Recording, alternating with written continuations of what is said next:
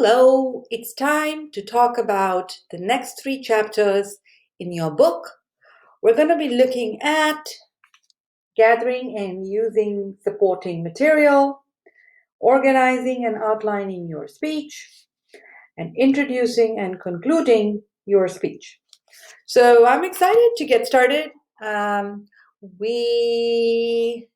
do we need to do? Okay, I got to hide this thing and I got to hit the play button. You're going to stop seeing me and you're going to be focusing on the material. Remember, you need to take notes as you go. It's going to help you with your quizzes.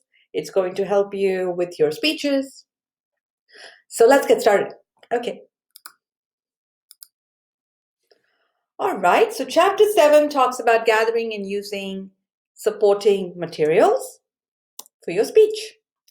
In this chapter, we will talk about these 4 things. We're going to see the screen a few times. Every time to remind you where we're at. So we're going to start with the potential sources of supporting material for the speech. So where can you find the best material for your speech? So we're going to start there, and then we'll move on to 2, 3, and 4. But hopefully this sort of organization will help you figure out, the order in which we're going to move this video. Okay. So what are the potential sources of supporting material? When I say you need evidence for your speech, what am I talking about? Well, there are many, many different ways to get information for your speech, to substantiate your argument or to share information about a particular topic, right? So you can look online, of course. There are online databases that you will see in, that are part of maybe the library. We'll talk a little bit about that. Of course, there are traditional library databases, like going to the library and then looking for information there. And then, of course, there's primary research, which I love, and I hope some of you actually use primary research as a supporting material for your speech. Okay, so let's talk about the internet, right? This is, this is like going back to first grade kind of thing, right? This is easy stuff. This is just a reminder from my end. I'm not in any way insulting your intelligence, right? So we're looking at, so many different kinds of websites, right? So you have .com, which is kind of the most common, or Amazon.com, right? Then there's org, which is mostly nonprofit. All nonprofits would have org, like LA Food Bank.org, right? And then, there could be different country sites. And so, like, for example, Amazon.com.ca is basically Amazon in California. Sorry, not California, Canada, right? Or it could be Amazon.com.uk, and you're looking at Amazon in the UK, United Kingdom. Then there is news.com, right, which is basically LATimes.com, NewYorkTimes.com, WallStreetJournal.com. A lot of the local newspapers would have a .com, right? And then there's edu, which is education. So UCLA.edu, California State University, Dominguez Hills, like CSUDH.edu, right? That's education. Gov is gov. Entertainment would have .com as well, right? laweekly.com, right? Military is anything. MIL is Special Armed Forces, whatever. Okay, so I would say for your speeches, there could be .com that you would be looking at. If you look at edu, it definitely feels a lot more, it's better source. Gov definitely are more good source, right? Org, good source. All the newspaper archives, yeah, good source. But be careful of the .coms, right? Because sometimes you may think that it's a good source, but it could be biased, and you want to be very careful and evaluate before you use any of those sources. So a lot of conversations around Wikipedia often happen in a classroom setup. I think, I see a lot of Wikipedia sources, and I will tell you, it's really the first source you could go to, but it shouldn't really be the source that you would use. And by that I mean, it's a great starting point, right? But after that, you want to tell yourself, well, how can I, take this information and then look at the sources that were used in this Wikipedia entry, and then go to those sources and see, if Wikipedia is using it, how valid is it, and then spend some time within those other sources. So it could be a starting point. It gives you an overall sort of idea, perspective kind of thing, but I wouldn't really use it as a good source. Like, it really is not. And so I would be very careful using Wikipedia. um, so, of course, a lot of the Wikipedia stuff is, it's people generated, right? So it is being updated, which is good. But, I mean, it's very easy to create a Wikipedia entry, right? You get two people or three people to vouch for you, or your business, or your person, like your personality. You can get yourself a Wikipedia entry, right? So it's really easy to get access to Wikipedia, like to be on it. So then, I often question, like, I don't know how real this is, right? So like I said, it's a great starting point, but I don't want to see Wikipedia sources in your speeches, all right, in your references. So definitely something I'm particular about. Uh, don't forget about it. All right, so the second one there was the online databases. And so there are so many great databases online, right? LexisNexis, JSTOR, Academic Search. I mean, these are all that you would find in your library, actually. If you go to LA County Library, like, online, sign up for it. It's kind of free, right? And then it allows you to look at lots of databases. Now, when you're part of a larger university, the library system pays a lot of money for these databases, like $100,000 a year, kind of. I mean, I'm talking about very big numbers, right? And of course, for more people, then they have to pay more, right? It's per computer licensing, and now I think it's per student too. But they spend a lot of money on this stuff because they want students to use a good library system, great resources, and all of these kind of databases absolutely provide that. LexisNexis is great too. I mean, it has like a record of newspapers, digital, all the way going back like many, many, many years. And then there's newspapers, right, which it's a regular newspaper that comes home, that used to come home, but you also have the online sources, right? You can look at all news online now, right? So this is a good way to, and then there are, of course, newspapers like LA Times, New York Times, Wall Street Journal, Financial Times. Like, these are great, great newspapers, right? Great sources, trustworthy. Absolutely, has one opinion over the other. So, like CNN is more democratic, and Fox News is more Republican. So which way it slants, and so you have a good understanding of that before you choose to use a newspaper. But absolutely great sources, right? So something to think about. So number three. Oh, before we go there, so here's actually database from another university, right? This is California State University, Dominguez Hills, and I teach here as well as UCLA, right? And so they have like A to C databases, so you can see I'm literally just starting, and I only have like 5 A's. It goes all the way to Z. They have lots of databases out there. And you can access it, and it tells you so many interesting things, right? Hard to find publications, and business topics ranging from economics all the way to supply chain management, and like Wall Street industry reports and things like that. So, I mean, there's a lot. I mean, it's almost overwhelming, and it's fascinating for me. I didn't grow up with databases around me as a student, and only after I went to graduate school, when I came to this country, when I started to realize what a wealth of information is out there, and I was lucky to actually get access to it. So once you are in university, like, those are the kind of things that you can actually refer to. Okay, so let's then talk about primary research. Primary is like, I mean, I actually honestly love it. We talked a little bit about one-on-one IDIs, right? In-depth interview research in one of my earlier videos. I absolutely love it, right? So it's like a science, right? Talking to people and getting some psychographics, right? In-depth information, the whys of things. So if your answers I mean, if your inquiry is not, is needs to be really sort of in depth, where you have to learn about the whys, um, then then a survey may not be enough, and then you want to really do these kinds of interviews. And of course, when you record someone, and if you're even taking notes during an interview, you need to take permission from the person you're interviewing. So that's an important aspect. Okay, so when you plan to do that, right? If you ever have to do that, there is some etiquette that we follow, right? So before you go in for an interview, understand, like, why am I interviewing this person? What exactly do I want to know about this topic from this person?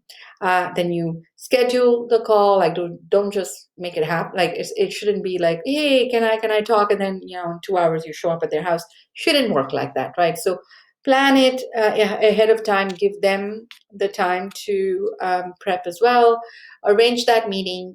Most of it is like, can be obviously a phone meeting or a Zoom meeting now, or FaceTime or WhatsApp call or whatever, right? And then plan your questions out, right? Create what we call an interview guide. um, so write all of that down, and then and then be ready, and then during the interview, of course, you want to ask if you can record the interview, take their permission. If you're meeting them in person, dress appropriately,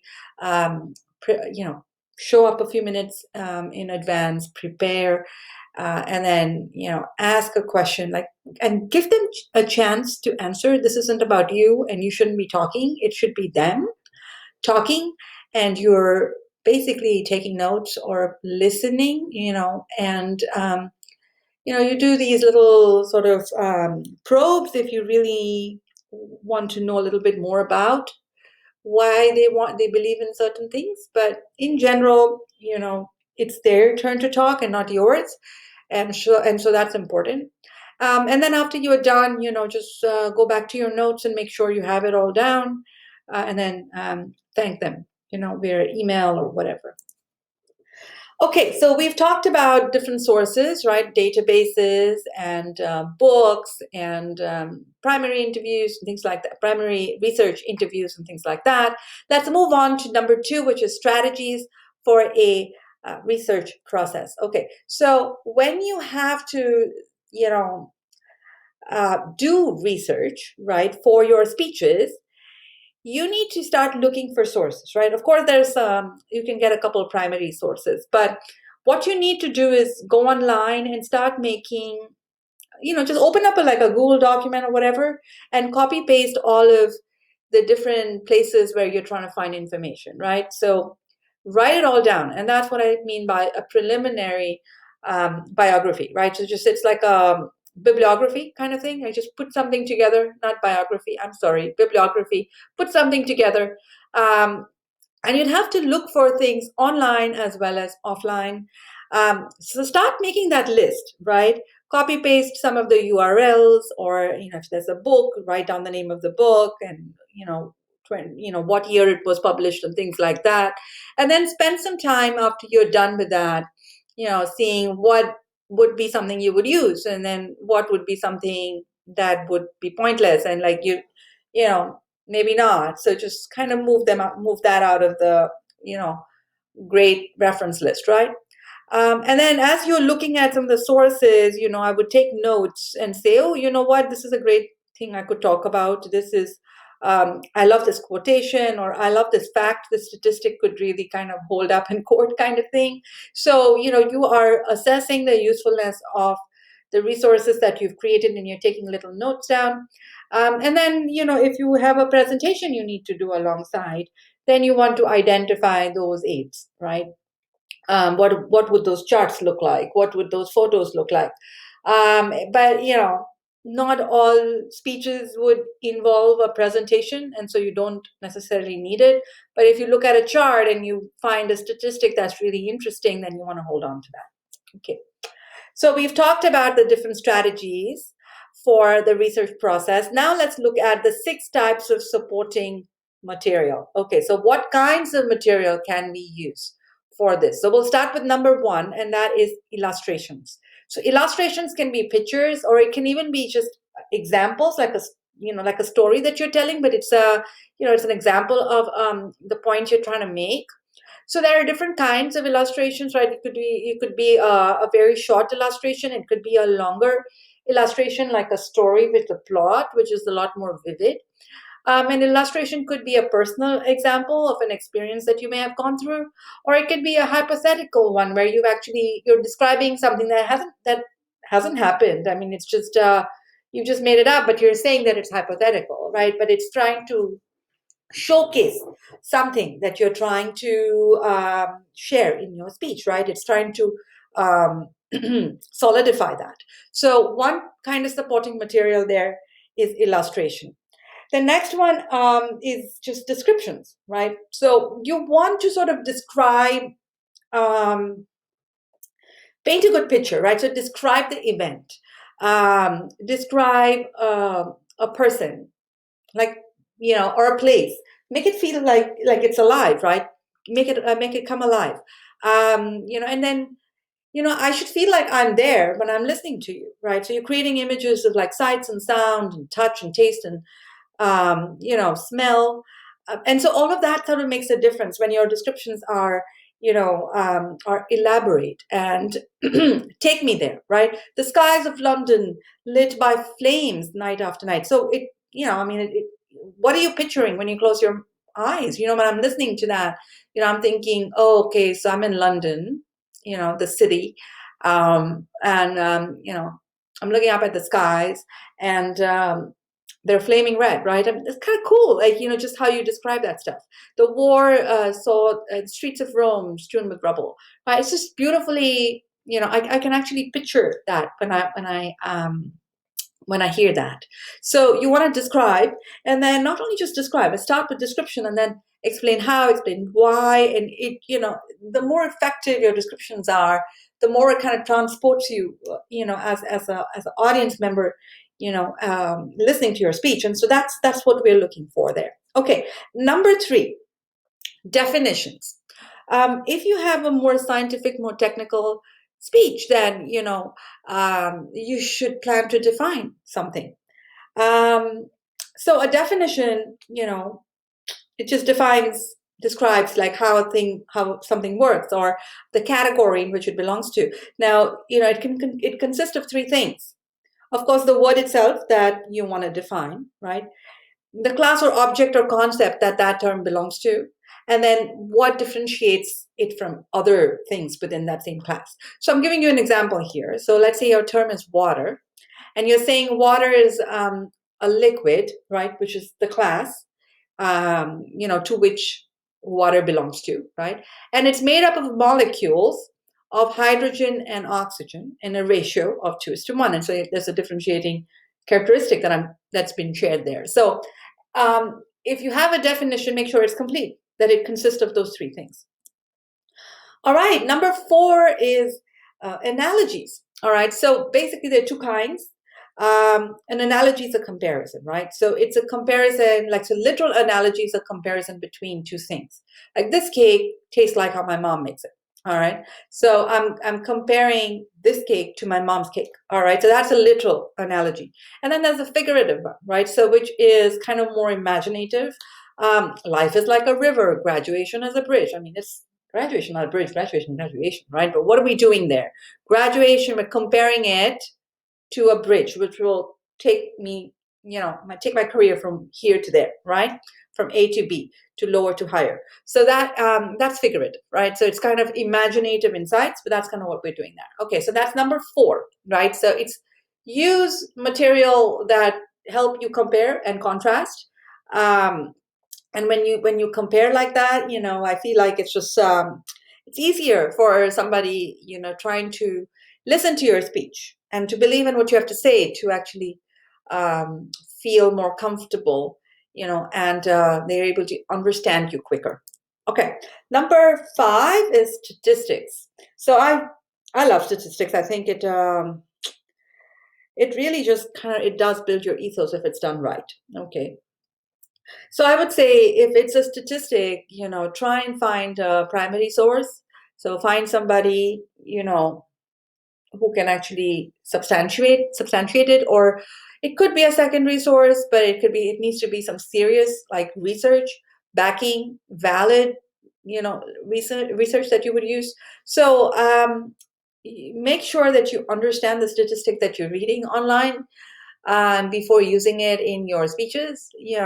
If you've misread it or just have the wrong interpretation, like this is going to really backfire. So be careful how you use it. But statistics are great, and you can show them through infographics. Like you see these little gold coins, right? It's so easy for you to see.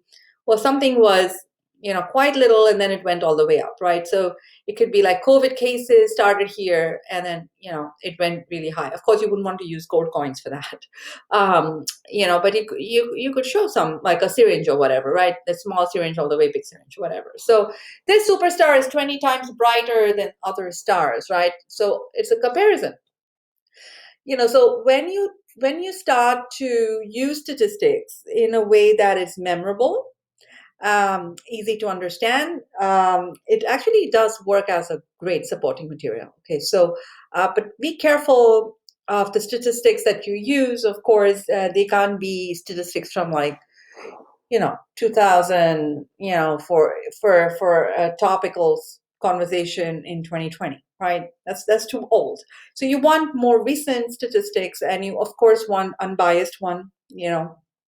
Don't want to pick up a statistic that has been created to suit somebody's purpose.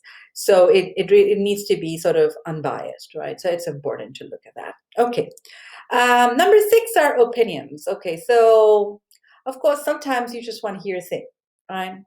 Somebody who saw the fire said whatever, right? Of course that's a pretty legit source, right? I mean, we're talking the speeches about the fire. Mr. Gonzalez here saw the fire, and we can use him as his opinion as a pretty strong lay testimony, right? And that kind of works. And then you have expert testimony, right? People who are cancer experts, for example. You can take a quotation from a cancer expert for a speech that deals with cancer, right? And that's expert. Say that Dr. Cook here is the expert in cancer, and that's kind of what he treats. And so it's perfect to get his testimony, if your speech is about cancer. Finally, there could be literary quotations, which, like Nietzsche, for example, is a German philosopher, and you want to talk about existentialism or something, very Nietzsche-like, you can use his quotation and you can talk about it. Okay, so that's opinions. All right. All right, so we talked about 6 different types of supporting materials. That was number 3, and let's move on to number 4. The criteria for determining the best supporting materials to use. So let's look at that. So you see 1, 2, 3, 4, 5, 6 different criteria here. Okay. And what are we talking about, right? So when you're choosing a supporting material, you want to ask yourself, you want to ask yourself a bunch of things. You want to ask yourself the magnitude, right? Is this number big enough to startle, to surprise, to have people pay attention to you? Of course, you're not making the number up. I mean, this is a fact, right? You've looked at a statistic and you're thinking, okay, magnitude matters. So if it's a big number, I should care.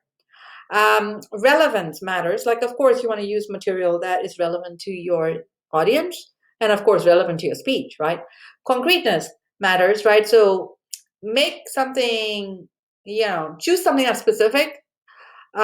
Choose an example that's specific, not broad, but specific, to make a specific point, right? So make it concrete. Variety. Use a mix of supporting material. Like we talked about 6 different supporting materials. You should try to use a variety of them. Don't use only all facts or all stories. Like, if it's all stories, it's going to be all emotion. If it's all fact, it's too logical. Remember, there are different kinds of listeners, and they are all looking for different things in your speech, and you want to give them that variety, right? Give it a variety so everyone's happy.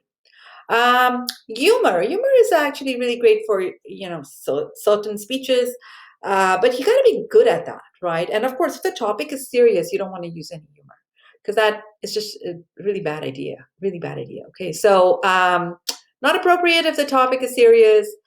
If it's somber, if sad, whatever, right? I mean, if it's COVID, please just don't use any humor. Like it's not funny. So be careful with that, right? But evaluate. And then the last one there is suitability. Choose something that is suitable to your topic, right? Just because you found a great statistic doesn't mean you use it in your speech if it's not connected to your speech, right? So it's simple stuff like that. Okay, so we've talked about the different evaluation criteria as well. So we have completed chapter 7. Let's move on to chapter 8, organizing and outlining your speech. So let's get started. So we're going to talk about 3 different things here. Describing the patterns for organizing the main ideas of your speech, using signposts, and developing a preparation outline and speaking notes. So I'm actually, going to spend some time in one of our classes to show you some of these patterns, and a lot of them have been posted online as well. But we're going to talk a little bit about this stuff today. All right, so let's look at the 5 different patterns of organizing your speech. Topical, chronological, spatial, cause and effect, and problem solution. So these are 5 different ways you can organize your speech. And of course, it really does depend on your topic. But let's talk about it. Okay, so I'm going to actually quickly go over all of them. So let's start with topical, right? So, based on the topic, right? Topical. The way you organize your speech there is the 3 different ways that you see here: primacy, recency, complexity. Okay, so the way you would do a primacy speech would be, the most important point of your speech will come first. Okay, recency is basically, the last point that you discuss in your speech is what the audience will remember the most, and maybe that's a different way of organizing your speech. And then complexity, you can start with your main ideas from the simplest to the most complex. So, gradually introduce the more complex ideas of yours to your speech. Okay, so this is one way to organize your speech, and that's topical. And the 3 ways you should know is primacy, discussing the most important idea first; recency, the last point is probably the one that the audience will remember the most; and complexity, if it's a difficult, complex speech, start with the simplest idea and then slowly, get more complicated. All right. Here is another way for you to organize your speech. Remember, you got to choose one. You can't do all of them. You got to choose one, right? So the second one there is chronological. So think of a film, right? How the story progresses. So that's what you're doing in a chronological. Again, a lot of this will depend on your speech topic, right? So here you're organizing your ideas based on some kind of timeline or sequence, right? I mean, if you're cooking, for example, you boil pasta, right? So first you boil the water, then you add the pasta, then you cook it for a little bit, then you drain the pasta, then you add sauce to it. You know what I'm doing there, right? It's a sequence. Or it could be timing, right? You wake up in the morning, you do A, B, C, D, E, right? You're organizing ideas by time. So that's chronological. Number 3 is spatial. Spatial basically, it's kind of like almost like based on location, right? So let's say you're talking about visiting the great city of Los Angeles, right? If somebody, traveler visiting our city, what would you do? You would say, start here, then make your way down to the beach, then go across town, then go to the mountains, Baldy or whatever, right? Then go to Hollywood, and then go back to your hotel. I'm just making this up completely, right? I mean, without traffic, I don't think we'll get anywhere in a whole day. Not that many places anyway, right? But what I'm doing here is just giving you some idea of how you would arrange that speech, right? You want to visit all the museums in New York. Okay, well, you start, go to this museum mile, and then start here, and then go there, and then go there, whatever, right? Something like that. So you're organizing your ideas chronologically. The 4th one here is cause and effect. All right, so this led to that kind of thing, right? This I will tell you is definitely harder to do, but it's fun. All right, so For this, you show your cause, then you show the effect of that cause, and then you tell us how the cause led to the effect, right? Or you flip it around and you show effect first, then you show the cause, and then you show us how the effect is due to the cause. All right, so let's look at the example. Okay, so let's talk about the first one. Show cause, show effect, and then tell us how the cause leads to the effect, right? So lack of communication is the cause. So you show the cause. What's the effect? It can end a friendship. That's the effect. And then you talk about how communication ended the friendship. Okay, let's do another one. So exercise regular. Okay, so when you exercise, it will reduce your stress, right? So cause, you show the cause, and you show the effect, and then now talk about how exercising can reduce the stress. So show it. Okay, let's look at the second one. Show effect, then show cause, and then tell us how the effect is due to the cause. Okay, so we flip this. So let's say your speech topic is, to what extent does diet affect a person's mental and physical health? So first you're showing the effect, right? Oh, somebody has more energy and is feeling good and is healthy or whatever, right? And oh, why'd that happen? So the cause of that was because the diet changed. All right, so now talk about why or how, right? So you know had the specific diet, this is what affected the person's health, and that's why they're feeling the energy and healthy or whatever, right? So this is what we are doing: cause, effect. All right, it's harder to do, like I said, when you're putting a speech together, but it's definitely fun. All right, the last one, which I think pretty much I will see most people do, is problem solution. And this is, I would say, more of a persuasive speech topic, right? So think of it, use the structure in persuasive, not informative. But what is it? Okay, well, you're just organizing ideas by problem and solution.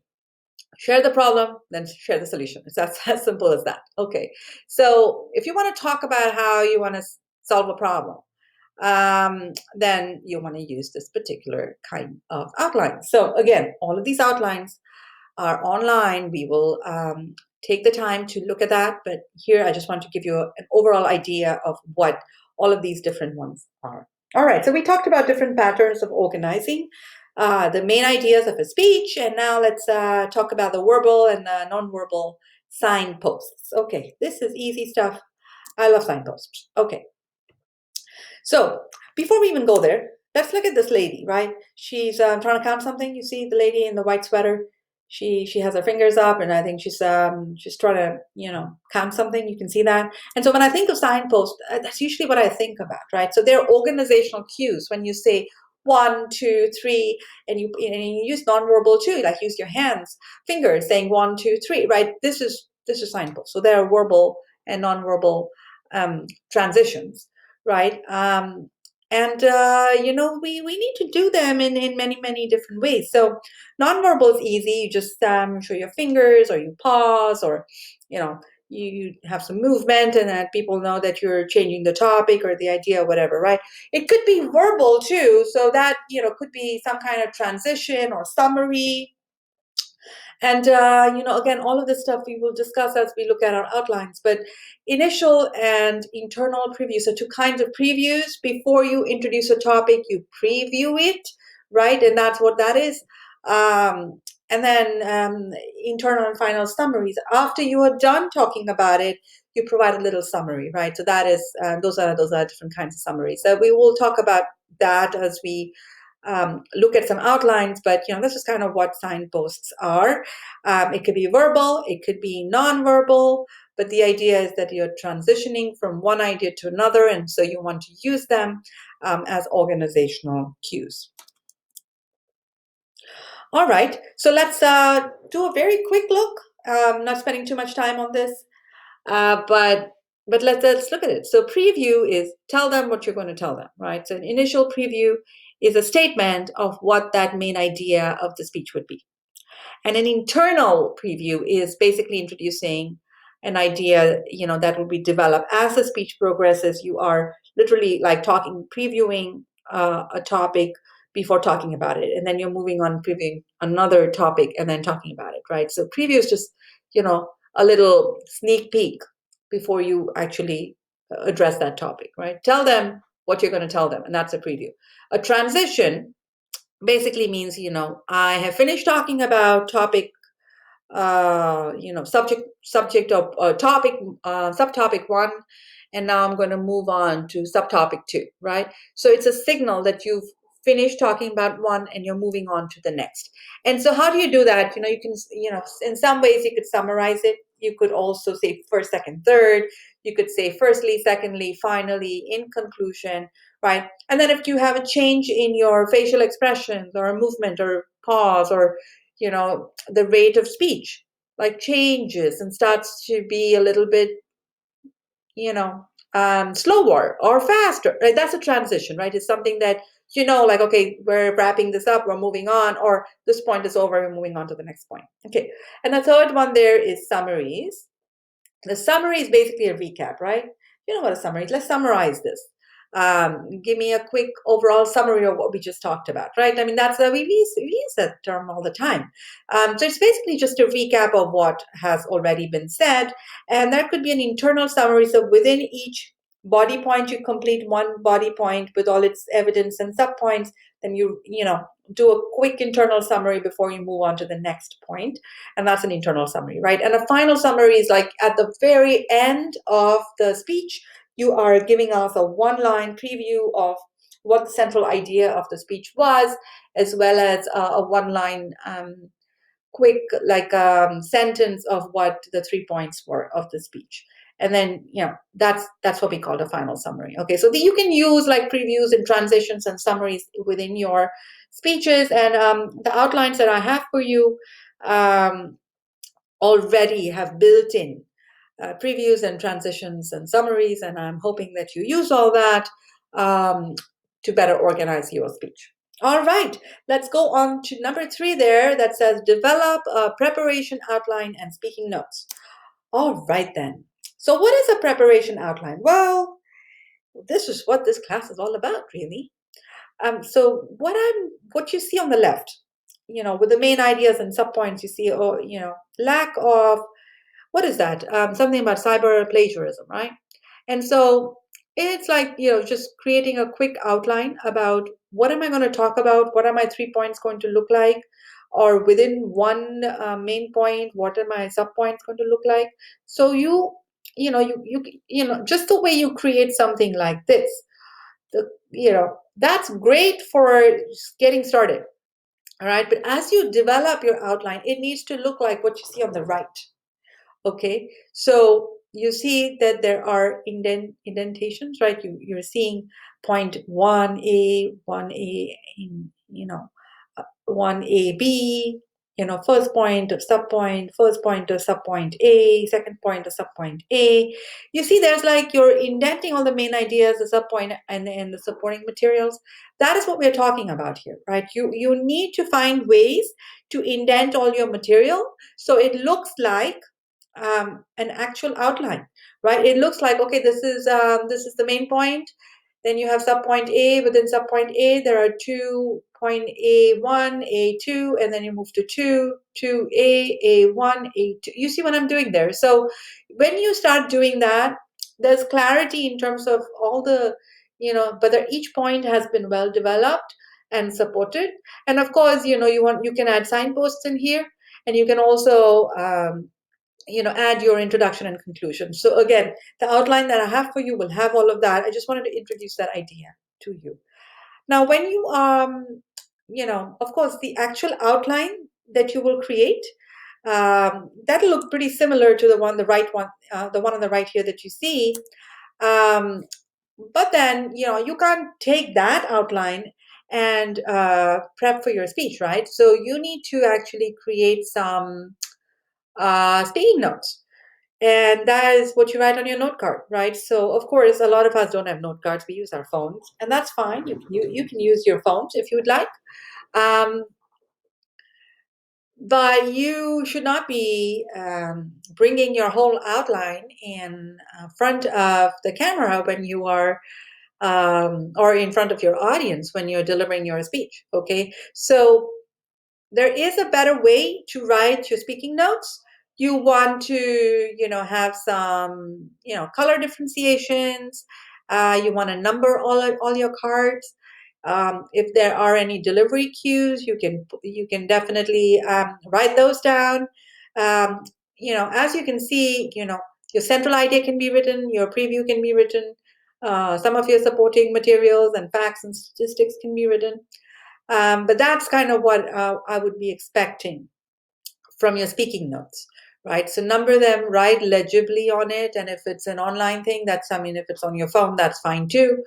But color code them, perhaps it will make a difference. Okay, and you can see some of your bibliography stuff can be written, the sources, because it's hard to remember some of that.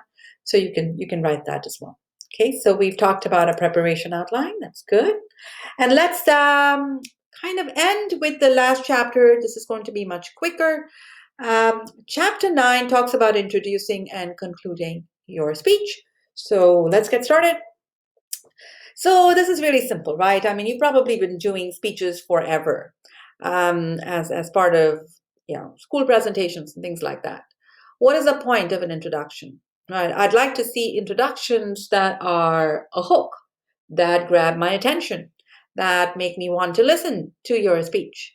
Your introduction should definitely include, what your speech topic is. What are you going to talk about? It should literally be in the introduction, right?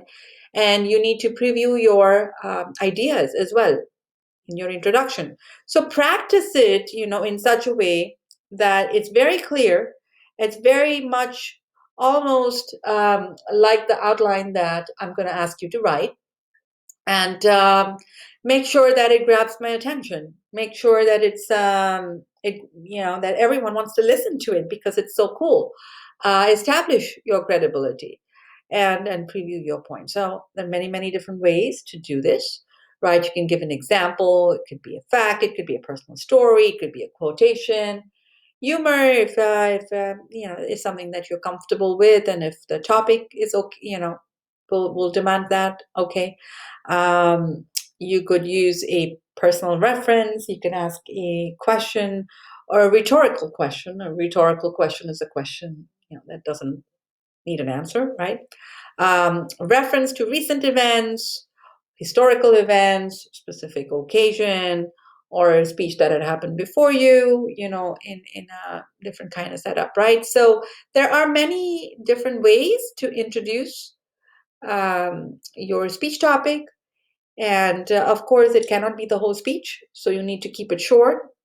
You want to tell a story, you can, but you can't tell a story for more than 3 sentences. Otherwise, it's going to cut into your body, paragraph time, and that's going to mess it up completely, right? So the idea for an introduction is to introduce your topic and to grab your attention. Not your attention, audience's attention. Okay. All right. So let's talk about the last slide here, which is the purpose of conclusions. So just the way an introduction is to grab someone's attention, the conclusion should provide closure. All right. So of course you want to summarize what you just talked about. And then you want to provide closure. Right. So in conclusion, that's where you start. Provide your summary. Reintroduce your central idea, just so that people remember what the speech was about. And then final statement, one nice closing statement, and that's it. So that's kind of what we are looking for in the very end. If it's a persuasive speech, it should definitely talk about the action step, like be the blood donor today or whatever, right? So your action step, right? You definitely want to remind people to do something, right? That's kind of how you want to end it. And it's important to summarize the 3 body points that you may have had in your speech. You should definitely summarize that in the conclusion. It's required. Okay, that way it feels like, okay, I heard everything. I now remember the 3 things that you talked about. You've sort of reiterated the point of the speech, and then you've ended with a nice sort of closure. Okay, so that is so important to do. All right, so we have talked about in this particular video chapters 7, 8, and 9. And hopefully you will go back and you will look at your textbook You will read through that. You look through your notes before you have to do your test. Okay? All right then. That's what ends it for us today.